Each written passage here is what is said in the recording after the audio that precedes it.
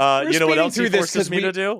Oh, God damn it! You ruined my top 3 intro. God damn it! And this is Gaytriarchs.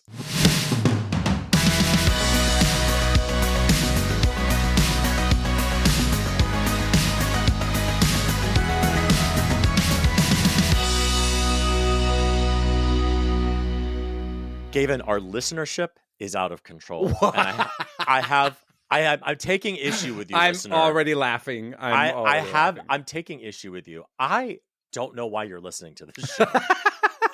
Every time I encounter a listener in the wild or online, my first thought is, why are you listening to this show? What are you doing? Yes. So one of them was my mother, who came to me and she said, I was just listening to your show. I have a question for you. And of course, I'm already like, oh God, what did she want to know? What did I say that was disgusting? And she was like, what is Skibbity Toilet? Fantastic. And then I have to explain to her I'm 45. I don't know what Skibbity Toilet is. Yeah, except that you don't even really know what it means. I don't even know what it is. And then also I had a listener that I ran into in LA who was telling me, she was like, oh yeah, like I often will like buy the books of the people who come on your show. I've bought a couple books, blah, blah, blah. I was like, we are America's finest news source. We are. But guys, you have to stop it. You have to stop listening to the show and buying the books of the people who come in here to promote. It is out of control. So I need everyone to stop. But thank you everybody for doing so. Yes, I heard I was at my kid's track meet just the other day, and I was saying something to my friend who has been a regular listener, and he said, I was telling him about getting chickens, and he's like, I know you got chickens. I listened to the show, and I'm like, oh, that's right. I forgot. Shout out, Dave. Thank you. I mean, my first thought, again, maybe this is like, imposter syndrome or whatever, but every time somebody mentions they listen to the show, my first thought is, what is wrong with you? Anyway, we love you, listener. Yes, we do. And we do not suffer from insecurity. Frankly, our egos are completely out of control. So thank you. And please spread the word and send more people our way, right? Yeah. Right. Buying books even. Like, should we start a book club? A Gaytriarchs book club? But, Gavin, you know I don't read. That's the problem. Read. That, in fact, is the Unless problem. you're talking about like the label of the Poppers bottle, I don't read. But you do like to watch movies, right? I do, yeah. So my partner Todd actually let me know about a movie. He shared this with me, that I believe it's a short film that is all about gay soccer leagues. And I'm so interested to see this, I believe, again, short film. I haven't done a lot of background for this because why would I prepare anything in this for this? Yeah. But the movie is called Mean Goals. Already funny. That's a great title. It's a colorful, quirky soccer comedy with a super queer cast. And watching we'll have to link in our show notes that don't exist, but actually we can tweet it like we have Twitter. Actually, I only know about it on Blue Sky. Anyway, we'll have to put it out there somehow because it is a very funny comedy about, the gay soccer leagues, I guess, of LA. And, the scrappy ones who were never any good, but they're going to come out and beat the really big guys. They're going to go from bottom to top, etc. All of that. Anyway, I thought that, and I immediately thought, this is some bit of media that David would happily indulge in because it doesn't require reading. So, which as we know, I don't do. But you know what's funny? When I lived in Hollywood, I went to one gay dodgeball meet. Oh yeah, because they were like, "Oh, there's a gay dodgeball league. Yeah. It's so fun." Yeah. And then we all go out to drinks later and we kiki. And I was like, "This is for me. I love dodgeball. Right. It's fun. We could just everyone will just be like dancing to Shania Twain, whatever." Those motherfuckers are vicious. These muscle queens with rage, and they throw so hard that it hit me so hard I thought it was 1997. I was legitimately unsure of where I was, and I was like, "Fuck this noise! I did not come here for this. I came here to see short shorts." And it was intense. The intensity, which I have only seen from the outside, I've never been part of any kind of gay sports league, but the intensity is like, oh, wait a minute. There's a certain level of toxic masculinity. These are men. Yep, these are men. Like the velvet gloves, the men's boxing club of New York City. I'm like, that looks way too intense to me. Way too intense. I want to slap and tickle. I don't want to be punched in the face. Like, that's insane. Right, exactly. Well, I feel like I passed definitely a Rubicon because my son had a birthday. He is now 12. So I have a 12 and a 13-year-old. I know. Happy birthday. Tell me about it. Happy birthday, Daddy, who has gotten his kids up this far. I feel like we really should just be giving gifts to parents at birthdays, to just be like, congratulations, you have your kid still. I mean, right? People, that's the thing is like, before you become a parent, you don't realize that like we parents have no idea what we're doing ever. And that feeling, and I always feel like the first time you feel that feeling is when you walk out of the hospital alone. Yeah. And there's no nurses, there's no doctors. You aren't tackled by police because you're doing something illegal.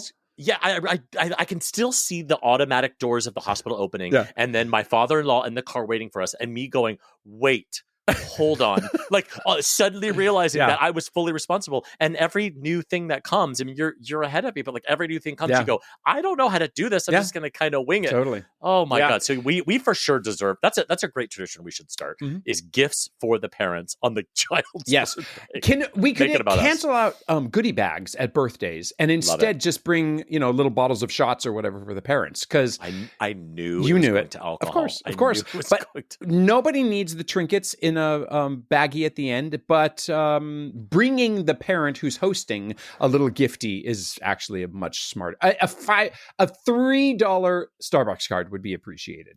Oh my God, yes. Side note: I know this is again so not me, but I do have a moment of awe. Oh, geez. So I have been traveling quite a bit. My last trip is leaving on Sunday for another week, but I have been gone for weeks at a time, every weekend. It's been a crazy couple of months. But I will say I was just gone for like a really long week. And the best thing in the world was going to pick up my kids from school after being gone for a week. Oh, nice. Because those motherfuckers have never been happier to see me. They ran at full speed, jumped into my arms, like squeezing me as hard as they could. And then everything for the rest of the day, they could not be on my body. Yeah, like they would have to hold my awesome. And I don't have cuddly kids, but these fuckers were obsessed with me. And it was just like, it's a moment of awe. Yeah. It's just such a wonderful reminder that sometimes parenting is fun until it's not, which is going to happen 3 hours later when we are arguing about going to bed. But awesome. Man, coming home from trips, that is awesome. That's awesome. Well, in news of the week, there is really not that much to report, except there is a new daddy in town. And no, this is not a crossover with our DILF, but rather the Pope, which I want to point out that in Italian is Papa, which means both Pope and Daddy. So I'm just going to say that potato. Then is it really? I don't know. I just made that up. I assume. Right? I think it's patata. Which almost sounded like a humble brag that I know that. But I as a kid, I learned the term "azzamata patata tu," which means "shut up, you stupid potato head" in Italian. That's a thing that has really stuck with me, clearly. And this is what our listener comes here for. So anyway, news of the week, there's a new daddy in town. Hey, Pope Leo, don't fuck it up for all the rest of us, okay?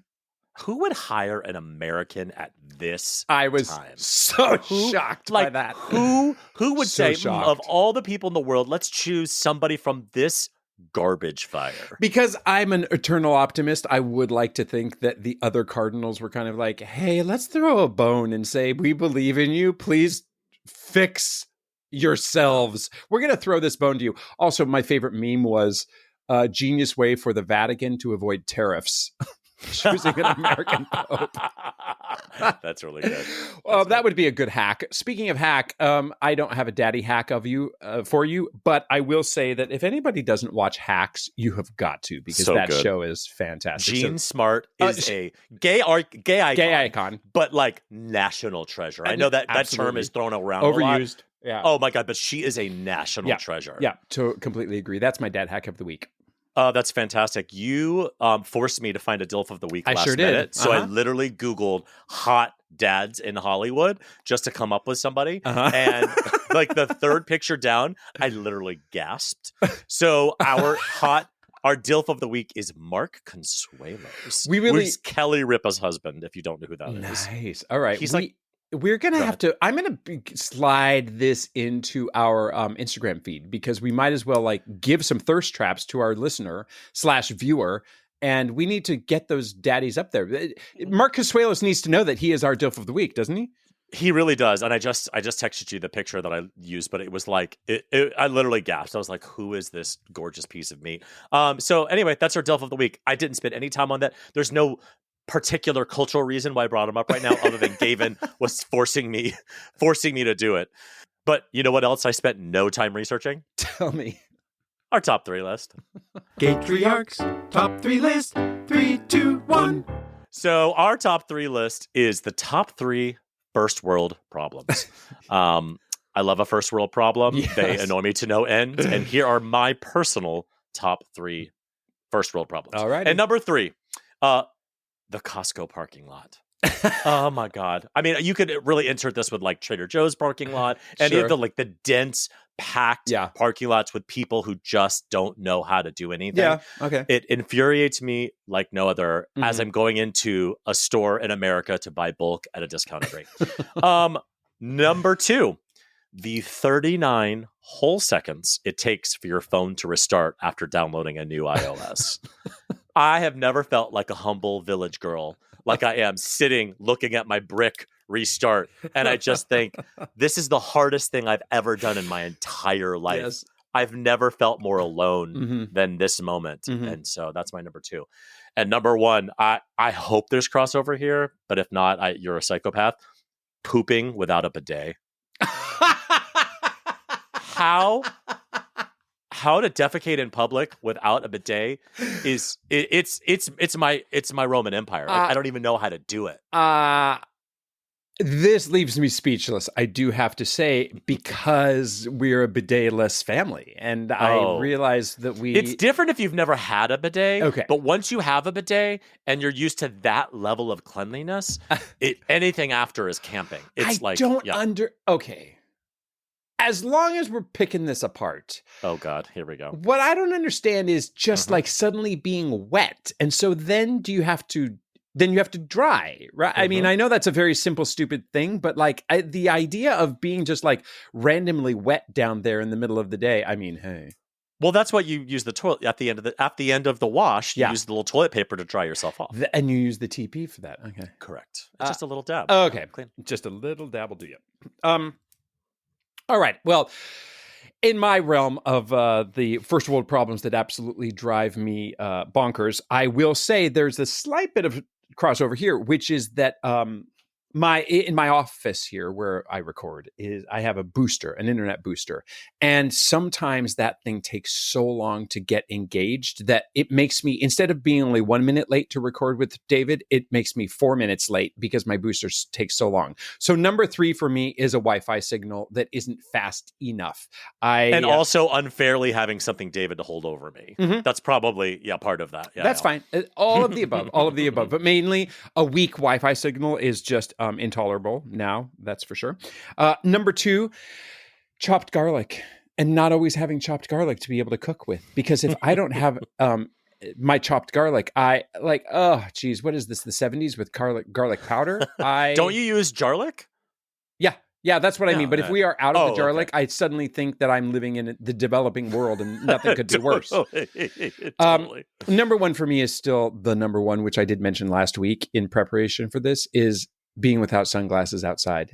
I just think nobody has suffered more than me. Nobody has suffered. Than me squinting in the sun on the sidelines of a soccer field, or just generally in life, you know?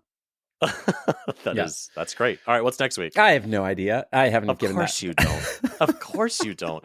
David, I could smell it 10 minutes before you say it. But I'm honest about it. Will you give us another one to get into the week? And I'll do 2 more, I promise, in a row. Okay, here it is. Next week's top 3 list. Top 3 guys named Dave. All right.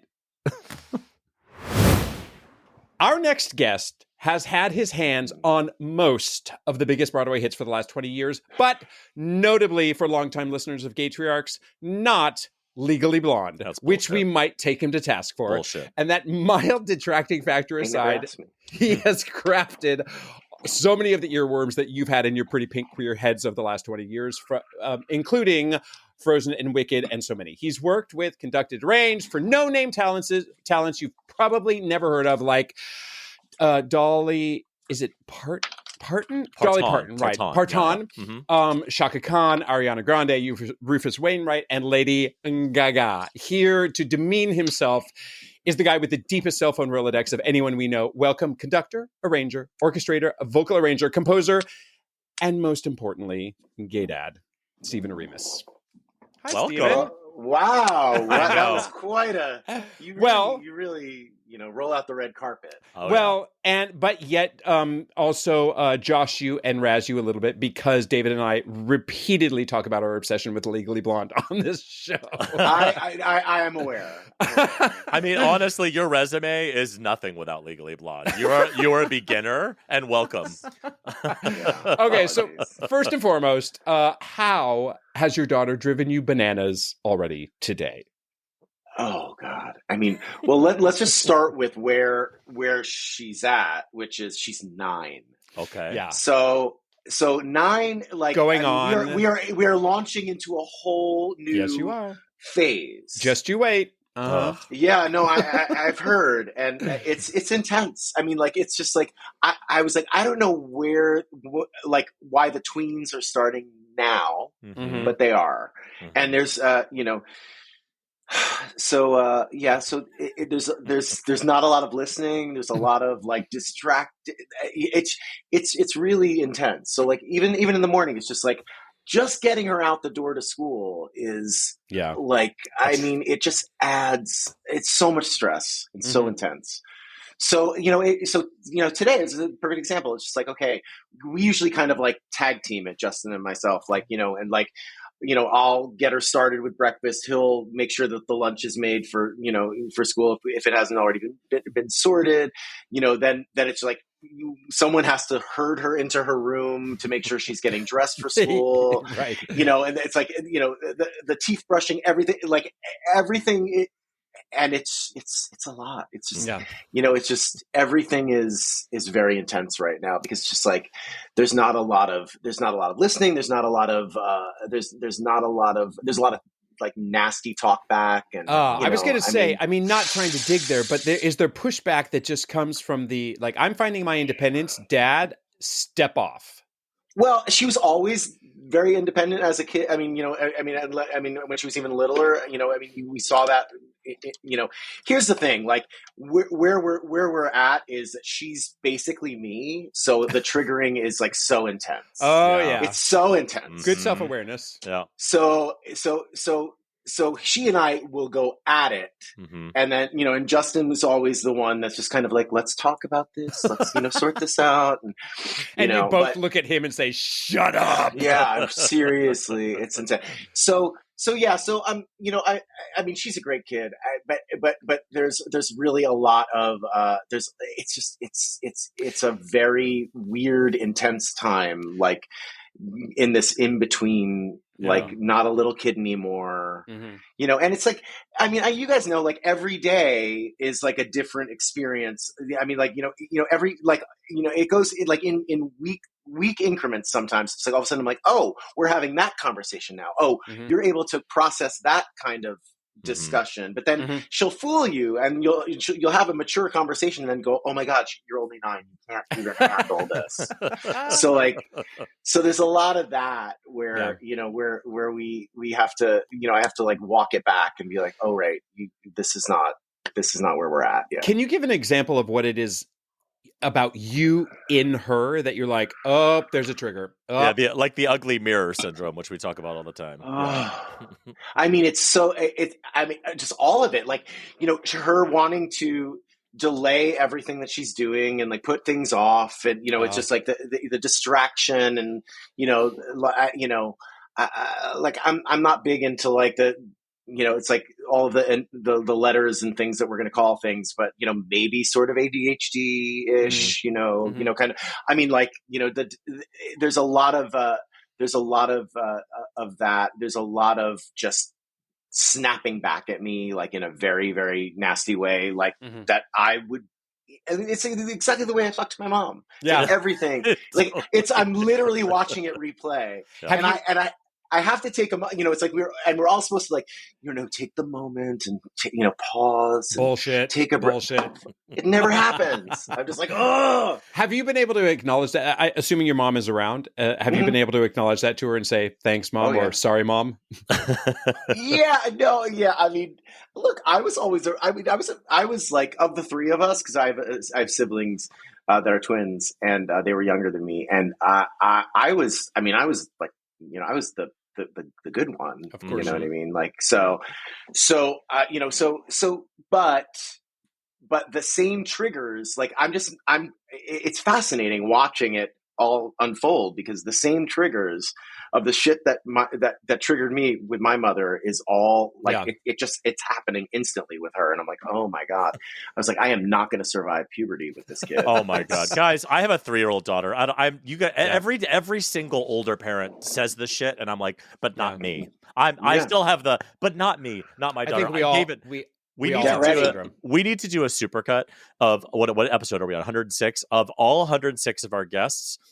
The little breath they all do after we ask that question. When we say, "How has your kid driven you bananas?" Every single guest goes, it's pretty universal. Like they're reliving the argument about the shoes this morning. Just an hour ago. Literally an hour ago, getting my son out the door to get to the bus on time. He's 5, and we got this huge argument because he was under a chair and he was crying because the chair was pinching him, but he wouldn't leave. So I pushed him with my feet out of the chair, and then I hit him, and he sobbed in the other room. I'm doing air quotes for the podcast listeners, and then I had to apologize for hitting him, which I did not hit him. I pushed him with my legs, but then it was this whole thing, and then he wouldn't put on his shoes because now my chest hurts because you kicked me, and it was just like I was like I can't. I assume this gets better, but you're saying otherwise.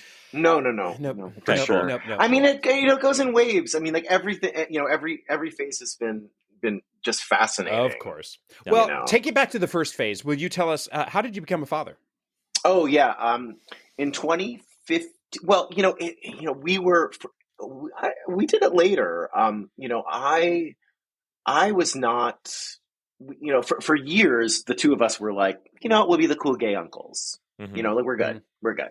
We like our life. We can take vacations. We can give the kids back. You know what I mean? Like it's fun.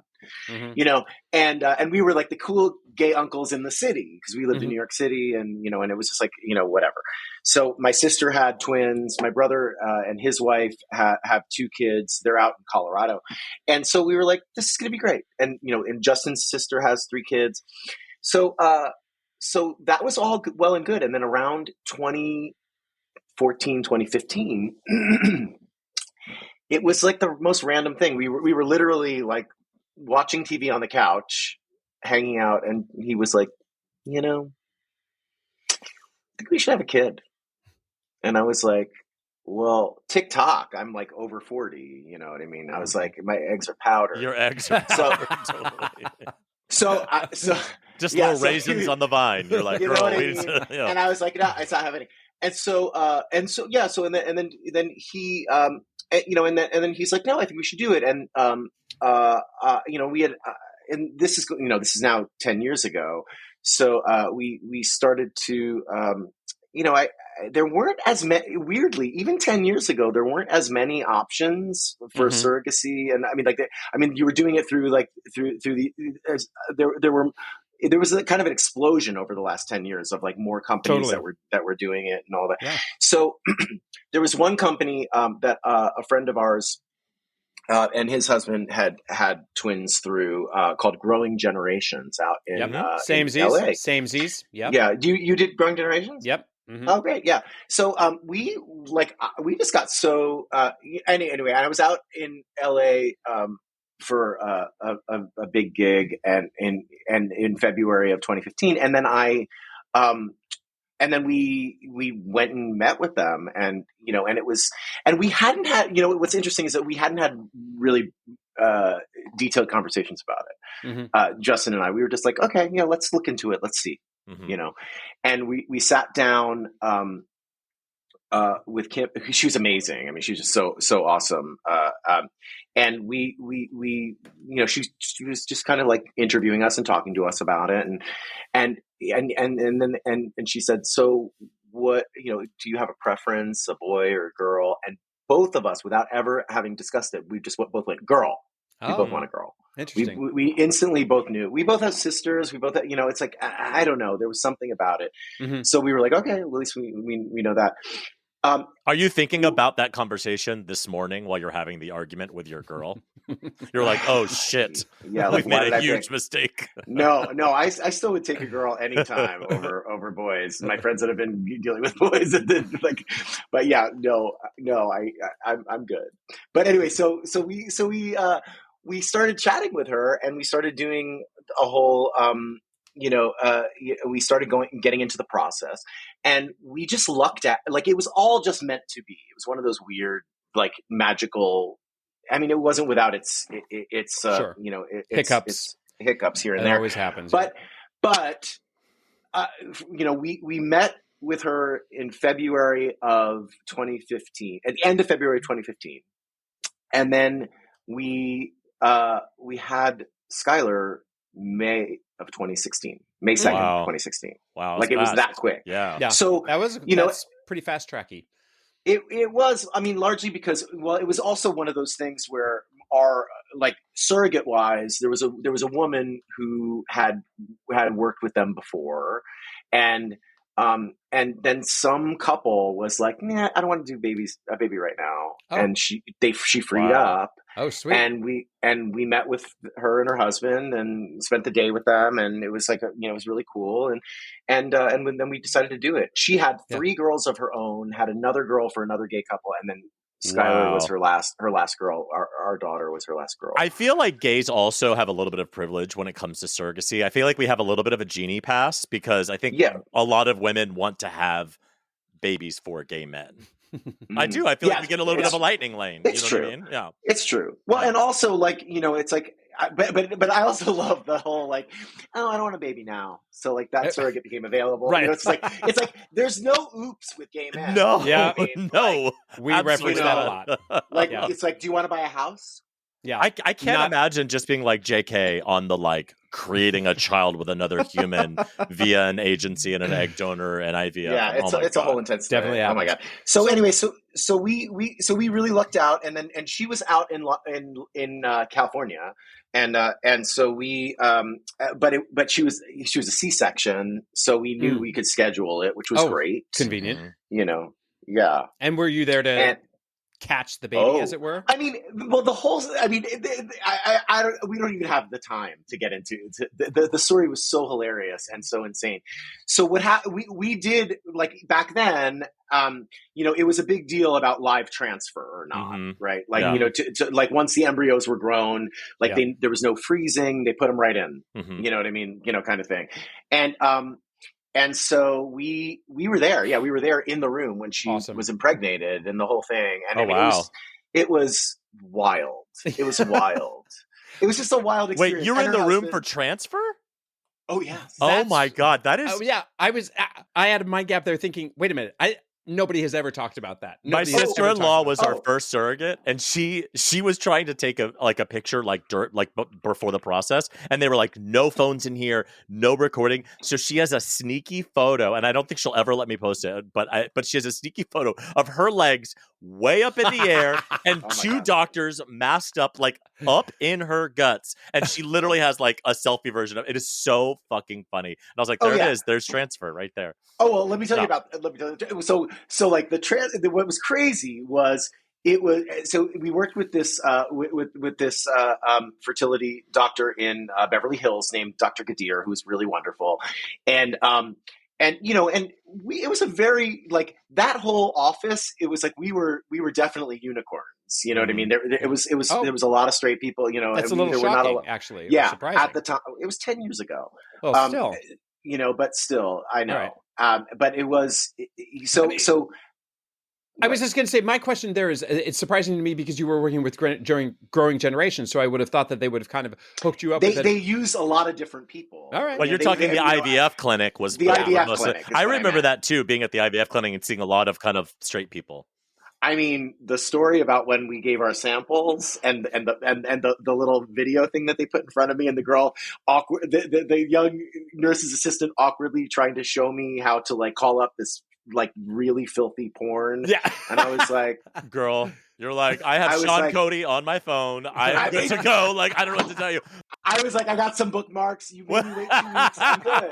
I've emailed myself bookmarks from Pornhub. I'm good. But it's so funny when my husband and I did it, we went to separate rooms, and my husband came out and his like face was just white, and I was like, what? And he said like he we're looking around and they have like VHS tapes and magazines, which is the most 1987 thing I've ever heard in my entire life. Wow. And yet this only happened a few years ago. Yes, but he's like, I have my phone, but he was like, just for my own curiosity, I want to see what's in these magazines, and they're all straight, right? And he found the one man magazine, and he opened it up to a random page, and it was men in clown makeup fucking each other. And he was like, how could you look at this and then create a baby? And he was like, nope, I'm sorry. There's something for everwhen I'm going on to Manhunt. I will be back. No, it was anyway, so when we got to the transfer, and I was so nervous, like we were having breakfast with our surrogate and Lori and her husband Oscar, and we were laughing so hard because we're just having this lovely breakfast, and then we get a call from the doctor saying, okay, so what are we going to do? Who's going to be the bio dad? What are we, is boy, girl, what? And I was like, I don't know. I mean, like, pick the healthiest girl and stick her in there. You know what I mean? Like, that's all. We don't care. And then I went and threw up my breakfast because I was so scared. And anyway, so we got into this little room for the transfer, and she's up in the stirrups. We were in the front part of her, like the husband could be, there. You're uptown. He's downtown. Got it. We were uptown, and then there was there was the fertility doctor and the ultrasound nurse. There was a nurse doing the ultrasound to make sure that they could see what was going on. Wow, you can watch it in real time like that? Oh yes, they do. That's how they do it. They're watching it to like see because they're watching where he's implanting, where the tool. Wow. Right. Because we are talking about an embryo. We're not just squirting some sperm. No. Yeah, correct. So this is they're taking the embryo deliberately, and implanting it in her uterus. Yeah. So this thing starts to happen, and he starts to get into it, and we're like. First of all, the four of us were left alone with no one, and we're just laughing. We're like, this is so awkward. And weird. She's up in the stirrups. Yep. And I was like, this is crazy. And then they come in, and then the embryologist comes in, and I mean, you just mentioned Sean Cody. I mean, it literally was like he walked out of it was like the hottest. You're like this Bellamy model walks in. Bro, you wanna hang out? Like, come on. It was crazy. We were like, who is that? Just the two of us. Anyway.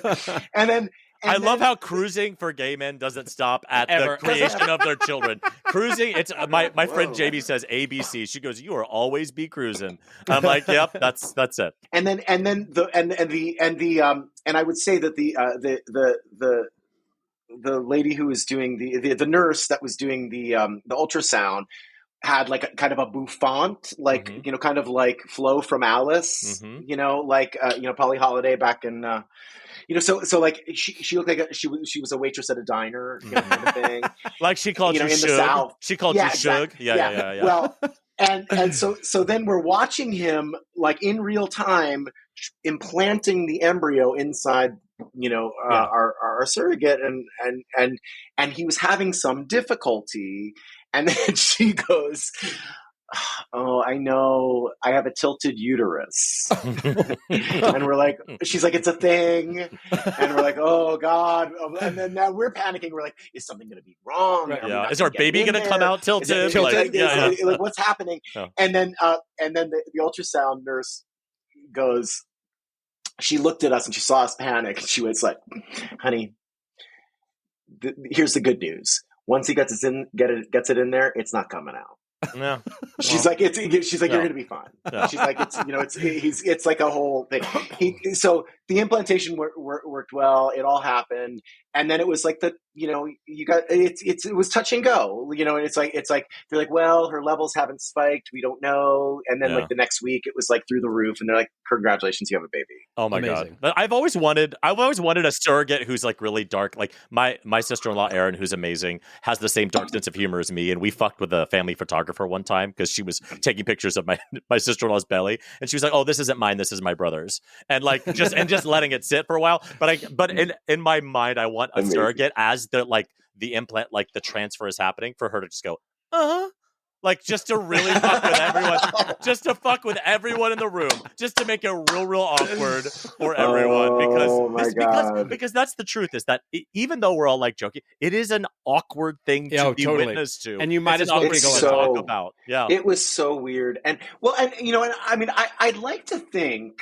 I mean, like on some level, that like one of the reasons my daughter is such like a fun, bubbly, hilarious kid is because she was conceived in hilarity. Totally, we were crying, laughing. We're like, this is so bizarre and so hilarious, and we just laughed till we cried, and we're like, okay, well, good luck, everybody. I think that's true, and I remember thinking like, honestly, even after my son was born, being like, oh, the gestational character has no biological connection to the child at all, right? Because you have an egg donor and you have the sperm donor, right? But what I learned was that the surrogate's body does have an influence sometimes over which switches of the RNA are switched on and off. So there is some sort of, I mean, it's a little woo-woo, but I think I totally agree with you that there was like this like joy and laughter surrounding this. There's nature and nurture being implanted there all at the same time, too. Yeah, for sure.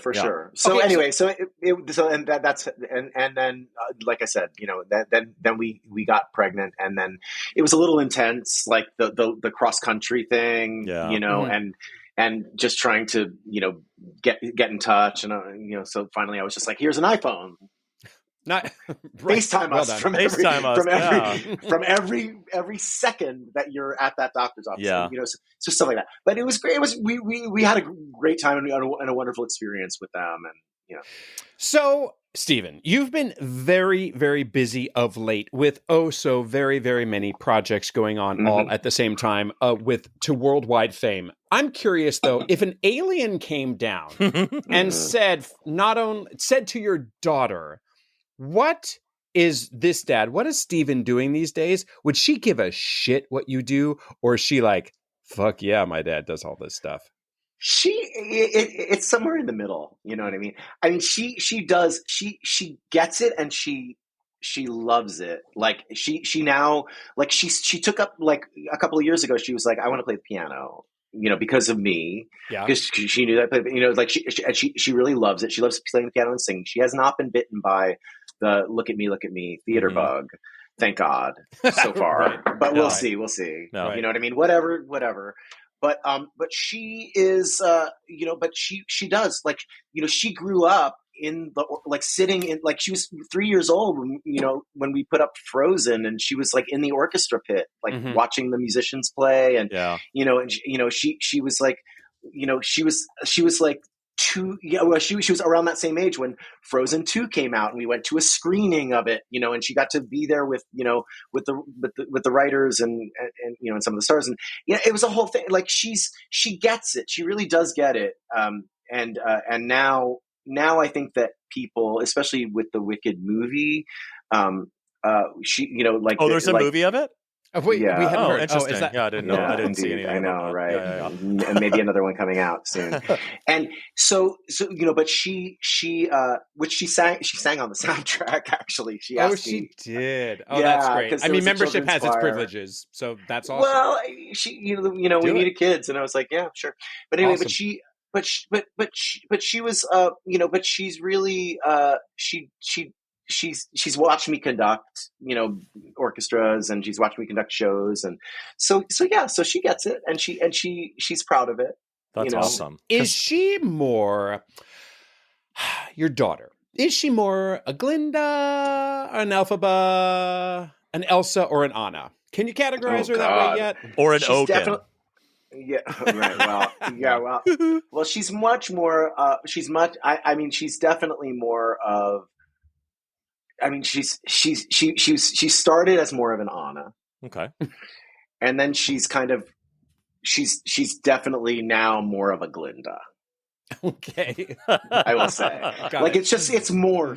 And it's going to be, and at like 13, she's going to be like a Madame Morrible. She's going to just start being really fucking bossy. And something else is going on. We know something else is going on. She's got some elfy qualities, but she's very, and I don't know where, again, like this is not stuff that we did, but like she's so girly and so like the makeup and the outfits and and the like, well, now it's like just sweatshirts and shit. She's in that weird mode. It's going to stay that well. Theoretically, it'll stay that way for a little while. But she's really, really into just the super feminine of it all. Like she loves it. Yeah. So wait, I want just for our listener out there, the one listener we have in the Jersey Island, who doesn't know what an arranger, conductor, orchestrator, vocal, like what do you do when you say like, oh, you worked for Wicked, and we say, oh yeah, he created the orchestrations or he musical directed. What does that actually mean? Explaining to that alien who just came down to ask your daughter. Yeah. I just make the music sound pretty. You know what I mean? Like they, it's like they take so like Stephen Schwartz would write something. And then I would build on it. Like, so all the harmonies that people sing in the show, like I wrote those harmonies, with him. I mean, like he and I worked together on all that stuff, but like, and with his approval, I worked on all that stuff, the connective tissue of like the music, like leading from one thing to another, and Wicked, Alex Lacamoire and I did a bunch of the orchestrations as far as like all the rhythm section, which is all the instruments that are not the orchestral instruments, and so I just,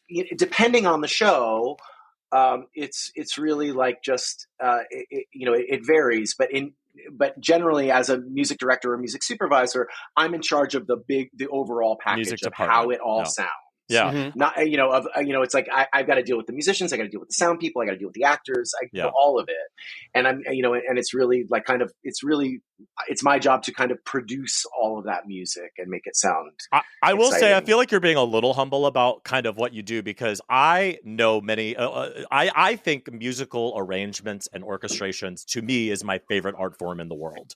It is the thing I have been obsessed with. I wanted to be a film scoring major in college. Like it is something I was. I know you were. And I remember walking into the film scoring. I talked to the professor. I was like, can I be in this? And he was like, no. Like he was like, no, you're in musical, because I was like, I was in the opera program, and I just wanted to like wander in and learn how to be, John Williams. But what you can do, because I know many composers who will hand you G over B, and they're like, make that a song, and you go, oh shit, and you make. You're layering all the instruments, because like Wicked, for example, I know that's like the marquee one, but like the texture and depth you get out of fucking 24, 23 musicians, 23-piece is massive. I remember when I saw like Altar Boys, I was like, there are 4 motherfuckers in that pit, and it sounds like this world, and it is a wild skill, and you're obviously a master at it. But it's what I think takes music to where it is, which is like this magical world. Yeah, and I mean, and that's a much bigger collaboration. It's like Bill Brohn did the big orchestral side of Wicked, and we melded all of the worlds together and created the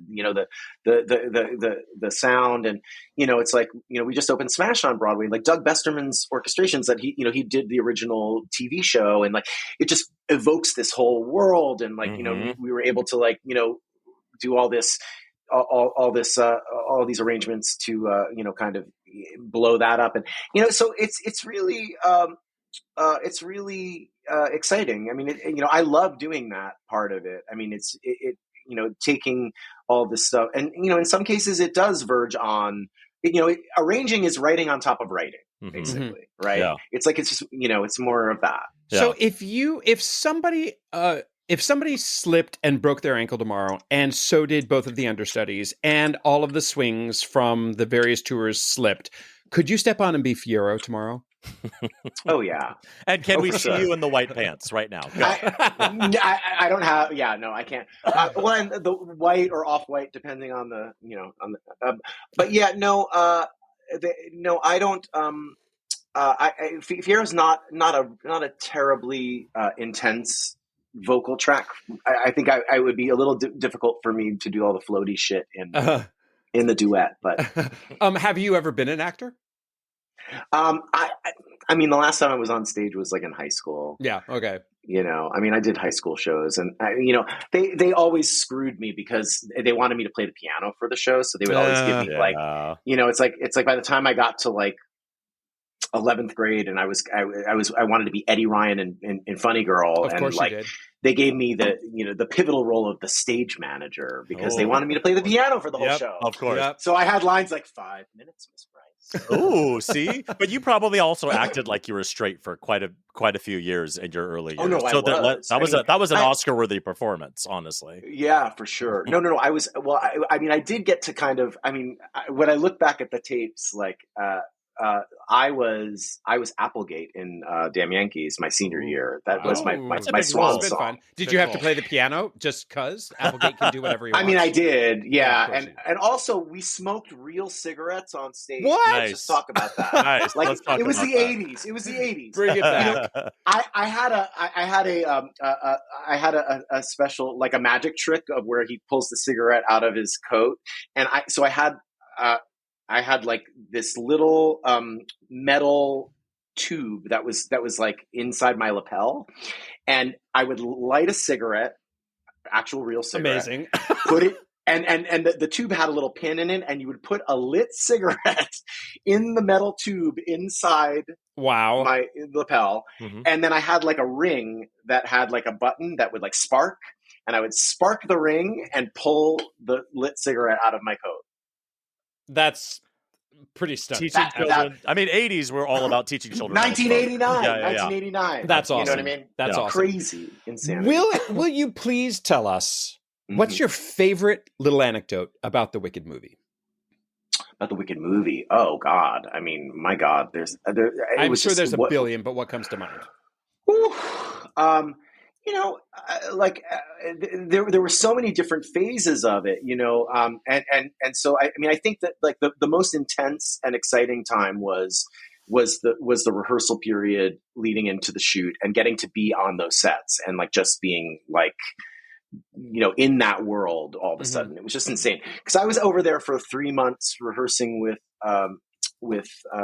mostly Ariana and Cynthia, and then as we started adding, Johnny came over, and a few of the other actors and the dancers were all in rehearsals, and then we started shooting at the end of 22? I don't know. 23. Yeah. I forget now.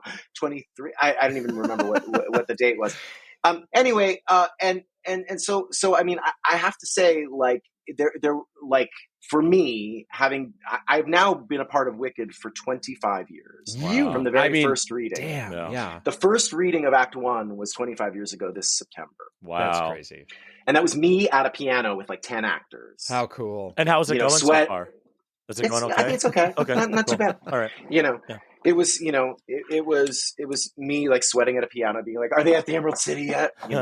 And so, but anyway, so I think for the movie, it just like getting to, getting to be a part of that whole, like being a part, like walking into that world blew my mind every fucking day. Yeah. So as soon as we were on the sets, and because that was all, like, I mean, they've talked about it, but like those were all practical worlds that were built. There were 3 giant sets built in the middle of a farmer's field, like a turf farm in England, and I think that like getting to, like, I was like watching the movie now, I'll be like, oh my God, I was there when they shot that, and they like and they're coming towards the camera. I'm like, I was behind the camera. I'm there. I'm right there. And now wait a minute. Like, so, I but still have these moments. why did you need to be behind the camera at that moment? Was it I didn't need to.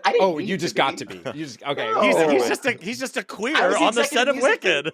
I'm the executive music producer. Yeah. Right. So yeah. Okay. So yeah. So no. I just got to be. So and I think that those moments, like the courtyard moments and the stuff that we were shooting for Shiz, like when Bowen was on set, and like it was just so hilarious and so fun, and and I have to say, like getting to be there to like actually see some of this come to life after all of these years in such a different, exciting new way. I mean, it was wild. So I mean, I don't have any. I mean, I wish I had like stories. Well, it's a charmed experience for sure. It was really, it was beyond special. Hearing about you being at the piano though for day one of the reading of Act One, that's pretty cool. Okay, so you've done a couple of these flops, right? Wicked, Avenue Q, Smash. These are like no names. What's in the future for you? What's new? What's exciting? What are you hoping to do? What is next on your plate that you can say?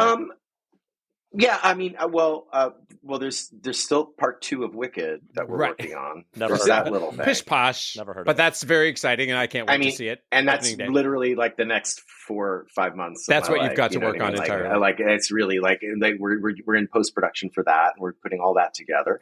And then I'm going to be in at the Hollywood Bowl doing Jesus Christ Superstar with Cynthia Erivo. Right on. That's awesome. She's singing Jesus. Yep. Oh my God, she's gonna sing the shit out of it. That's for sure. Yes, we're gonna have a big orchestra. It's really exciting. So that's all happening. And then I'm working with Cyndi Lauper on her new musical. She's written a new musical of Working Girl, the 80s movie. Yep. So that's happening in the fall at La Jolla. Awesome. So yeah, so things, it's like still dipping my toe in the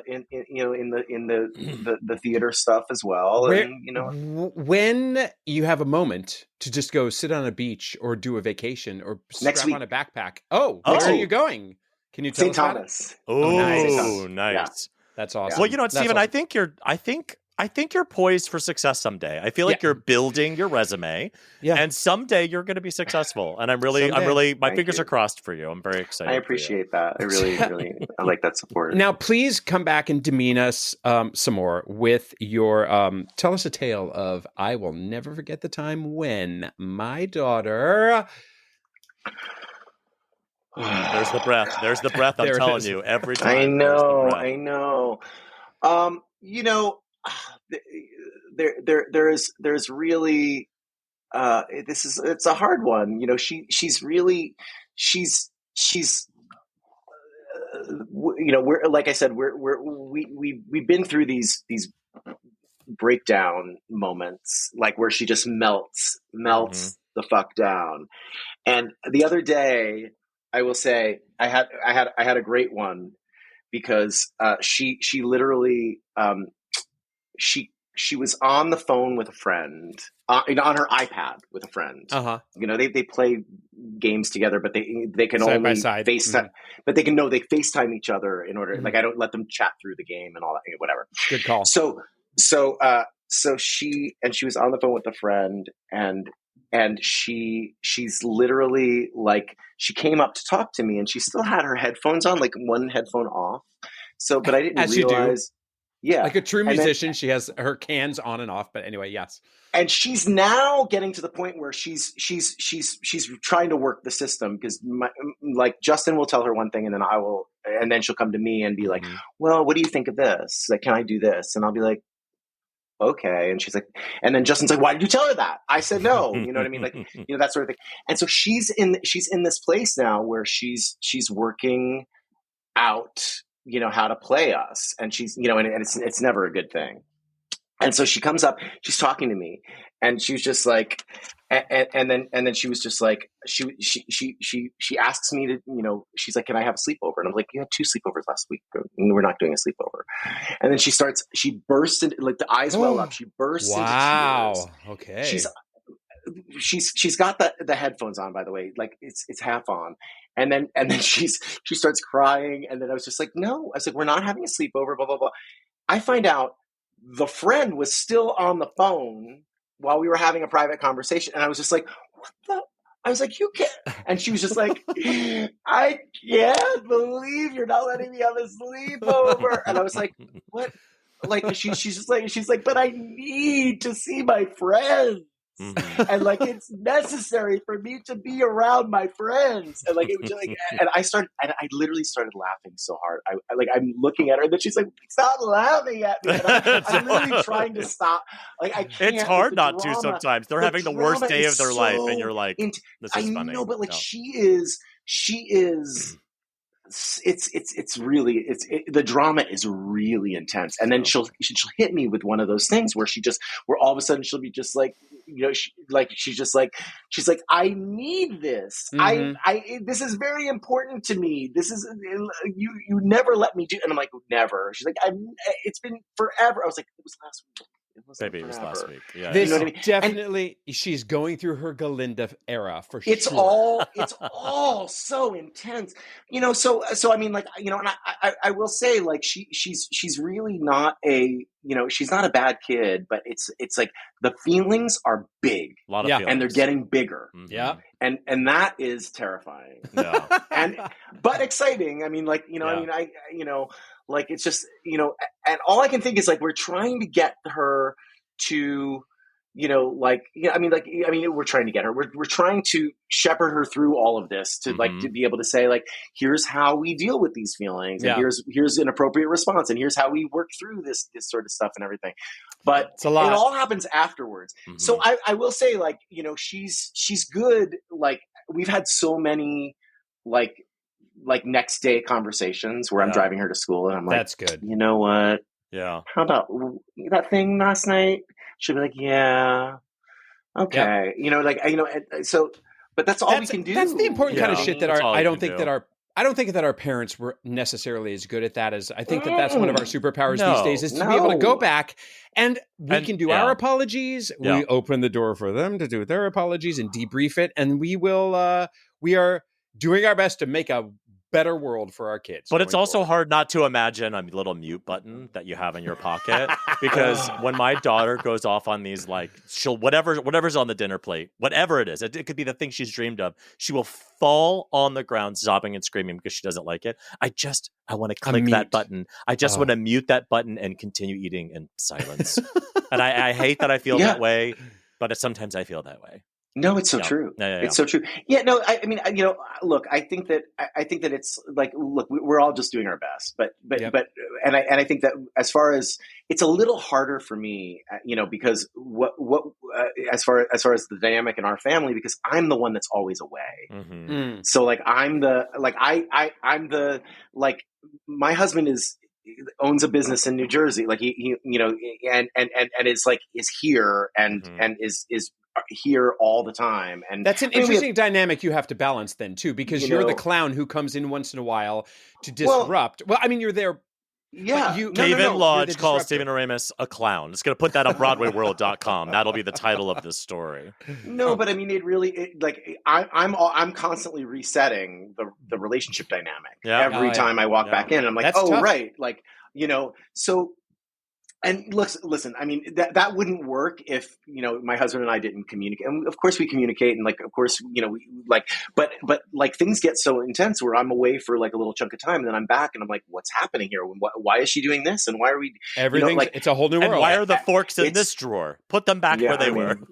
It's crazy. So anyway, go ahead. Well, speaking of crazy, I think it's crazy that you did demean yourself by coming on our stupid little podcast, but sorry. Thank you, Stephen. Thank you for joining us. This was fun. Oh my God. We are huge fans, obviously. Wicked is amazing. Smash. Even though I'm sorry I didn't do Legally Blonde. I'm so sorry. Yeah, that's a problem. That one I'm gonna have to recover from. It might be ready for a revival. I want nothing get on that changed. Shit. I want nothing changed except the choreography into the courtroom and Act 2. That's all I want changed. Everything must be exactly the same.